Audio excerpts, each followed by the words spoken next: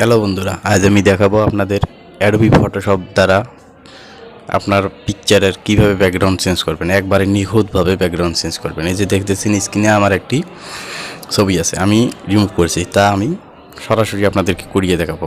আর একটি কথা না বললেই নয়, আমাদের চ্যানেলটি নতুন, তো আপনারা সবাই দয়া করে একটি করে সাবস্ক্রাইব করে দেবেন, এটাই আপনাদের কাছে আমার চাওয়া। তো আজকের ভিডিও শুরু করা যাক।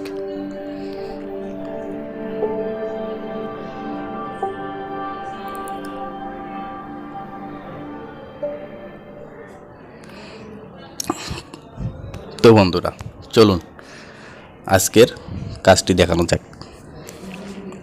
তো আপনি প্রথমে ক্রোম ব্রাউজারে যাবেন, যাওয়ার পরে এখানে লিখবেন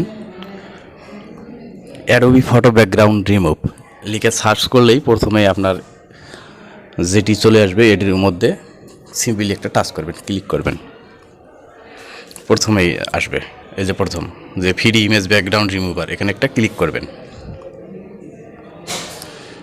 ক্লিক করার পরে এই যে দেখেন দেখাইতেছে আপলোড ইয়োর ফটো। তো সিম্পলি আপনি আপলোড ইয়োর ফটোতে ক্লিক করবেন। এখানে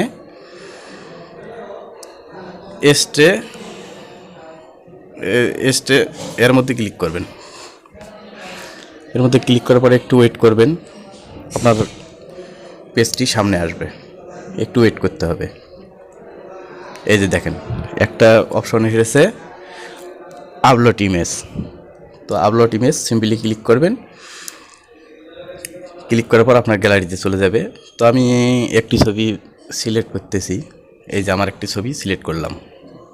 কিছুক্ষণ সময় নেবে আপনার কাজটি হওয়ার জন্য। তো অবশ্যই নেট কানেকশন থাকতে হবে, নেট কানেকশন দিয়ে ঢুকতে হবে। তো একটু অপেক্ষা করুন, দেখুন আমার কাজটি কীভাবে হইতেছে।